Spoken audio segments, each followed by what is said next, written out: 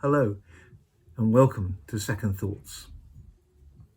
The fact that you're tuned in, I hope that means that from Sunday you were left thinking, perhaps challenged, and you'd like to have another look at this.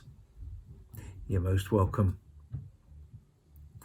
We're going to look again how Jesus called his chosen 12 disciples together. First time he'd done it in this way as far as we know. And after sharing the challenge and the instruction, he gave them the details that they needed to send them out to those that he called the lost sheep of Israel. Sometimes as we look at this, it feels a bit strange that Jesus forbids the disciples from sharing, preaching to the Samaritans, the Gentiles. But Jesus has his plan, and it's a good plan that he has ready. And perhaps for us, because of the emphasis on human rights and equality in these days, we find that a little strange and a little different. But actually, I think we're really fooling ourselves in this generation.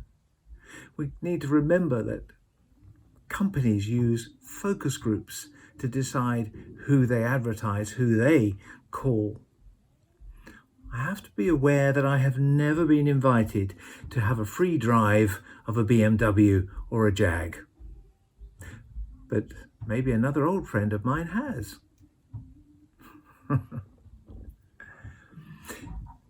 Another thought. I think Martin helped us a good deal on Sunday in the foyer session when he shared with us the fact that young people do communicate and influence each other strongly, and it's often in groups and group to group, and they use things like TikTok and Instagram. It's a methodology, and Jesus gives his disciples a methodology to reach the lost sheep of Israel. And think for a moment about those particular Gentiles, not all of them, who perhaps secretly or at least discreetly are already worshipping Jehovah. In the foyer and the breakout groups, we talked about what are the things that hold us back in sharing the good news. And it came down to fears, different ones for different people. But the things that hold us back from making the good news real, make it attractive in our neighborhood, our workplace perhaps, where we go to have our recreation, or perhaps in school or college. What are we prone to forget in this? I think it is that Jesus not only gave the instructions, the gospel tells us that Jesus gave his team of 12 authority. SPC, please, do we believe that Jesus no longer gives us authority and the love to minister and to share him to the lost of Croydon? When Jesus calls us, you and I, what's our response?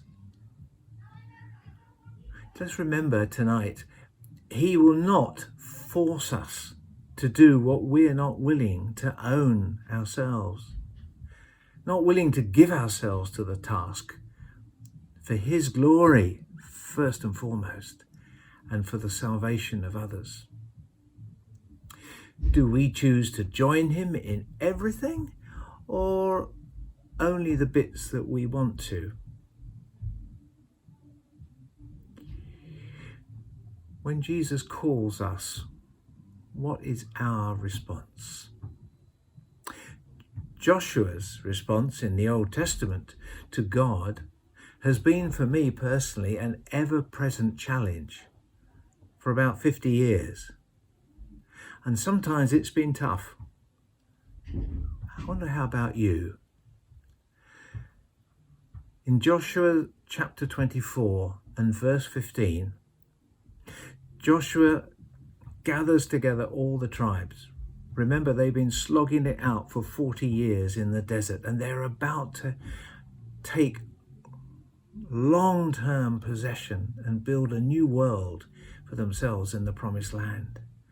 And this is what he says: choose for yourselves this day whom you will serve. He goes on to say, do you want to be like the other gods around here? But are you going to serve Jehovah? And then he gives his answer for him and his family as the challenge to all the chosen people. Joshua says, but as for me and my household, we will serve the Lord. Thanks for listening. May the Lord bless you, and many thanks. Good night.